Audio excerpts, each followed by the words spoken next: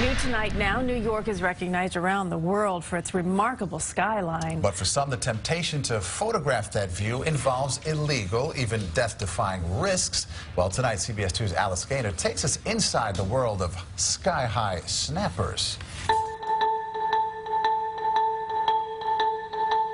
This is New York at its most breathtaking and heart-stopping. Those are photographer James McNally's toes hanging over that ledge.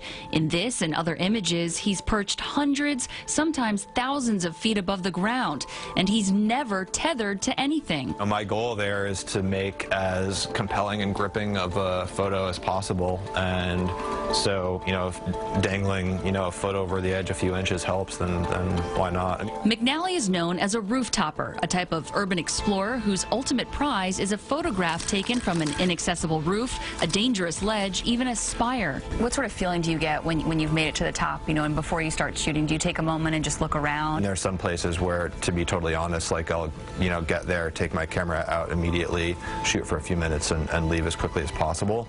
And that's because he's usually there illegally. Now, because you posted some of these images, it caught the attention of the NYPD and some building security, and so you were arrested twice? I wish that things sort of transpired a little bit differently, but as far as getting on the radar of those people, very much not surprised. McNally was recently in a Manhattan court to face 4 misdemeanor counts. The building that's pressing charges is 70 Pine Street. The stealth climb and photo shoot were captured with a GoPro. In a written statement, the building says, quote, "The illegal trespass of our Art Deco landmark tower was a dangerous act, and we will continue to protect our property as necessary."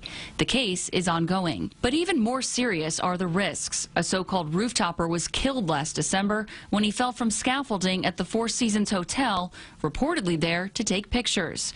McNally insists his preparation is meticulous, but retired NYPD Sergeant Joe Jackalone says safety and legal implications are too big to be ignored. The owners of the property don't want this happening because eventually there's going to be a tragedy where one of these guys is going to slip and fall. At the very least, McNally is facing fines, even possible jail time. They're actually trying to send a message. If anybody else does this, I'm already, got this guy arrested. I'm going to have you arrested too.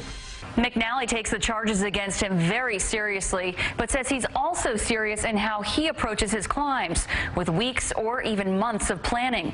He's concerned about less experienced copycat photographers who may really put themselves in danger.